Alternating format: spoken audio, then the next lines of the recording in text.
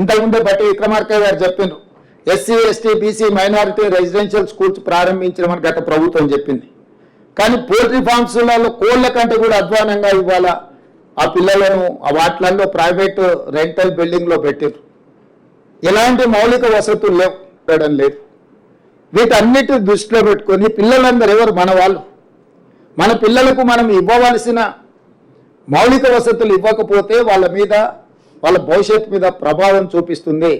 అందుకే వీటన్నిటిని కూడా ఎస్సీ ఎస్టీ బీసీ మైనారిటీ వీటన్నిటిని ఒక క్యాంపస్ లాగా క్రియేట్ చేసి ఇంటిగ్రేటెడ్ రెసిడెన్షియల్ స్కూల్స్గా మార్చి young India integrated residential schools కింద 20 నుంచి 25 ఎకరాలల్లా 100 నుంచి 150 కోట్ల రూపాయలు పెట్టి ఒక యూనివర్సిటీ స్థాయిలో ఒక క్యాంపస్ లాగా వాటి అన్నిటిని ప్రతి నియోజకవర్గంలో ఒక ఇంటిగ్రేటెడ్ రెసిడెన్షియల్ స్కూల్స్ క్యాంపస్ నిర్మించి పిల్లలందరికీ ఒక జాతీయ స్థాయి స్టాండర్డ్స్లో వాళ్ళకు వసతులు కల్పించి టీచింగ్ స్టాఫ్ను నాన్ టీచింగ్ స్టాఫ్ను మంచి భోజనం వాళ్లకు, ఎందుకంటే ఇవాళ రేపు భోజనం మీరు చూస్తున్న చాలా కంప్లైంట్స్ ఎట్లా వస్తున్నాయో వీటన్నిటినీ తొలగించి ఈ పేదల పిల్లలకు ఒక మంచి నాణ్యమైన విద్యను అందించాలని ఈరోజు ఈ సంవత్సరం ఈ ఫైనాన్షియల్ ఇయర్లోనే 5,000 కోట్ల రూపాయలతోటి ప్రతి నియోజకవర్గంలో 100 అసెంబ్లీలలో 100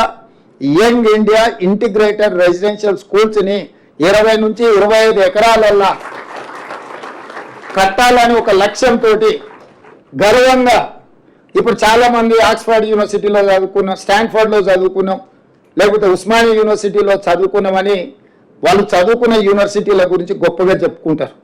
ఈరోజు రేపు భవిష్యత్తులో మన పిల్లలు మేము యంగ్ ఇండియా రెసిడెన్షియల్ స్కూల్లో చదువుకొని వచ్చినాము అని గర్వంగా చెప్పుకునే విధంగా వాళ్ళకు మౌలిక వసతులు ఏర్పాటు చేయడమే కాకుండా వాళ్లకు మంచి విద్యా బోధన చెయ్యాలన్నది మా ప్రభుత్వం యొక్క లక్ష్యము.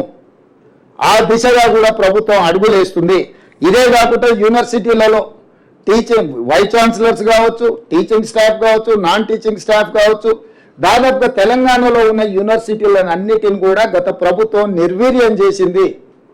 పూర్తిగా విద్యను ప్రైవేటైజ్ చేసే విధంగా వీటిని నిర్వీర్యం చేసి ఎవరు చదువుకోవాలన్నా కొనుక్కోవాల్సిన పరిస్థితులు రాష్ట్ర ప్రభుత్వం గతంలో కల్పించింది.